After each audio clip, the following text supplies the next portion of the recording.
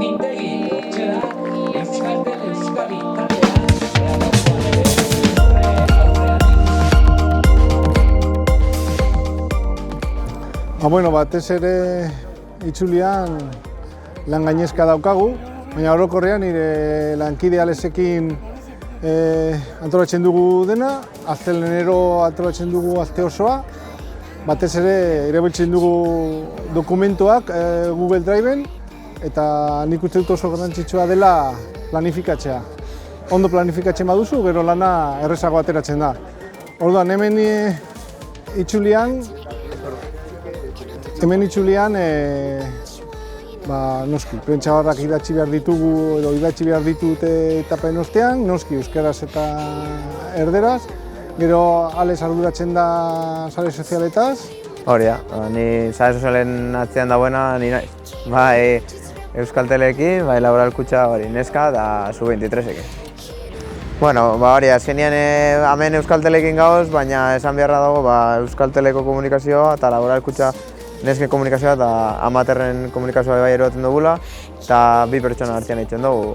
Unai Iraragorri eta nire artean, eta nik gehiago betxe dut sare sozialen partea, eta berak prentsako parte hori. Eta gero daukagu argazkilari batzuk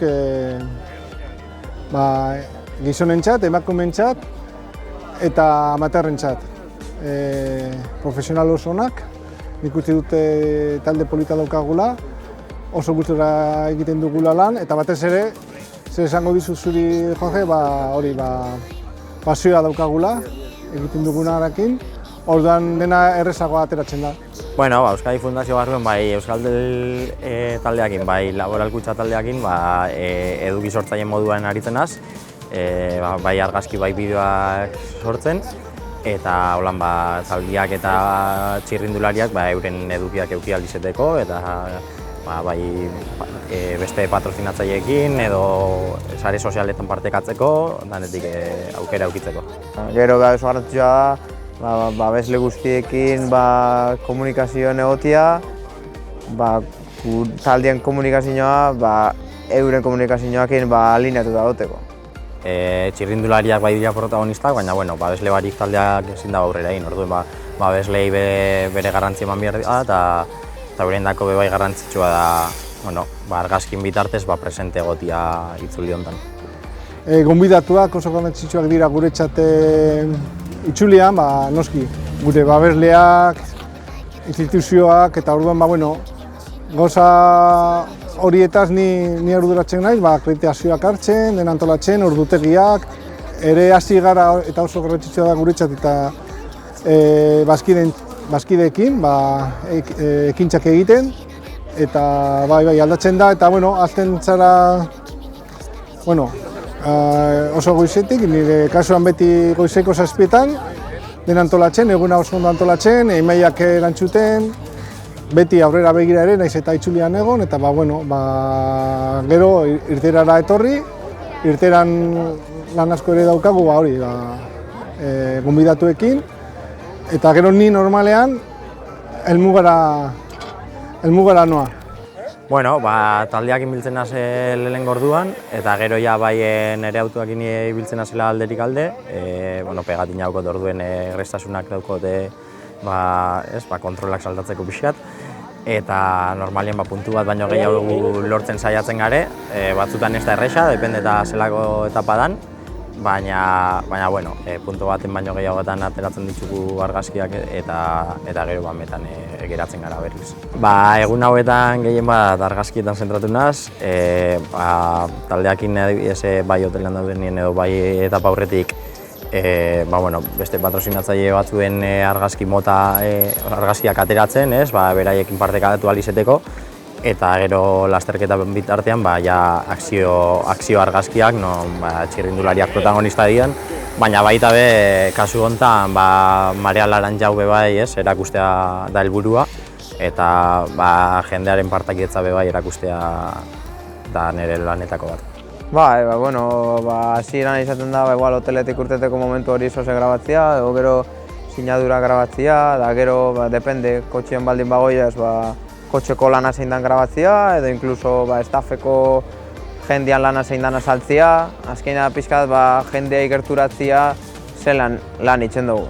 Ze, bueno, karreratanek ikusten dabe telebistan edo zein tokitan, baina hori, barrutik ez da, edo zeinek ikusten da hori pixkat hori erakustea da gure lana.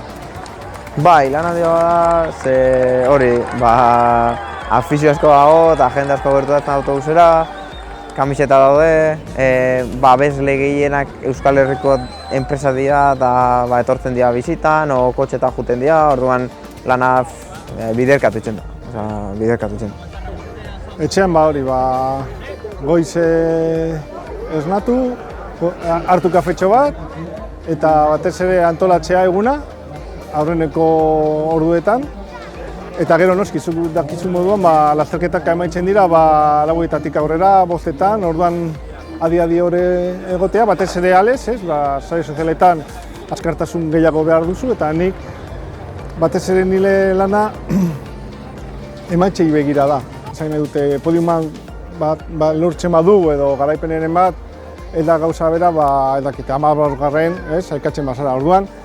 Hori, batez ere, asteburuetan daukagu lana, hau da, astelehenetik igandera, eta batez ere asteburuetan dira lasterketak, eta zuk esan duzun moduan, egia da, batzuetan igual 7 lasterketa ditugula, ze 3 talde ditugu eta.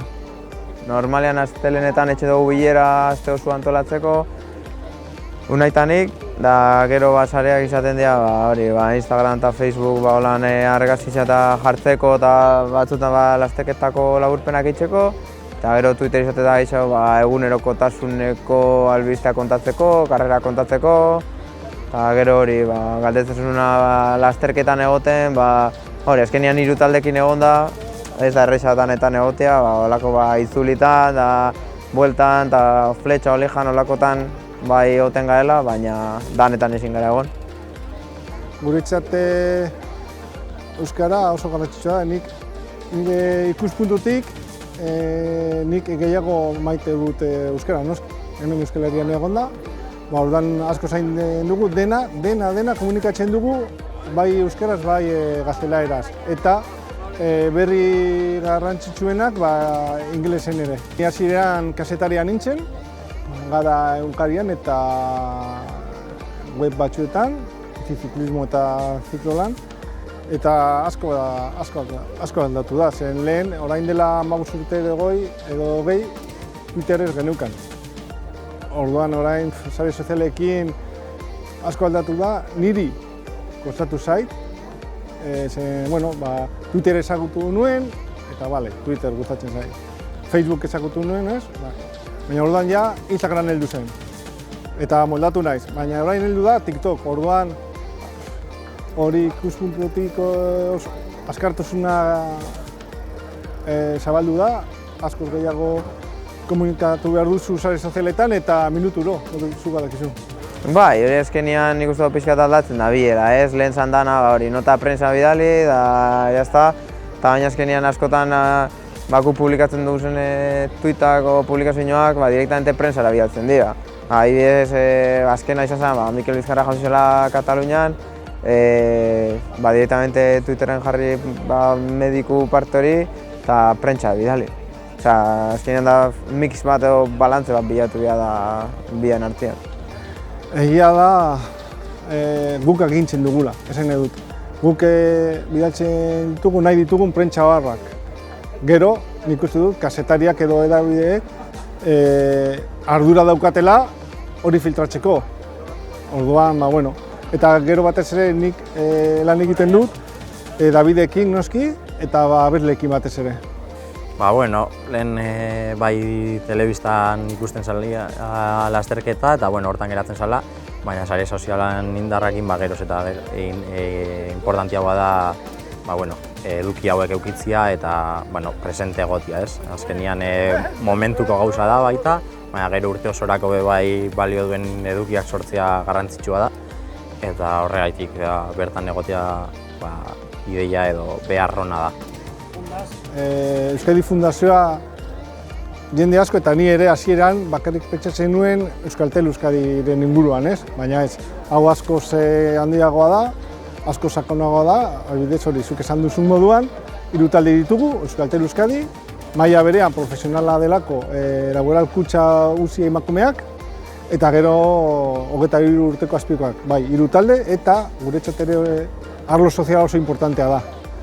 Orduan, bueno, lau hiru talde gehi sozial arloa, bueno, erronka polita, baina bueno, pasioarekin gustatzen zaigu, eta hori batez ere maitatzen dugu zer egiten duguna, eta euskara maitatzen dugu lezeketanik, eta bueno, horrela orduak azkarrago pasatzen dira, eta egia da beti ere hemen afaltzerakoan beti nekatuta zaudela, baina pozik.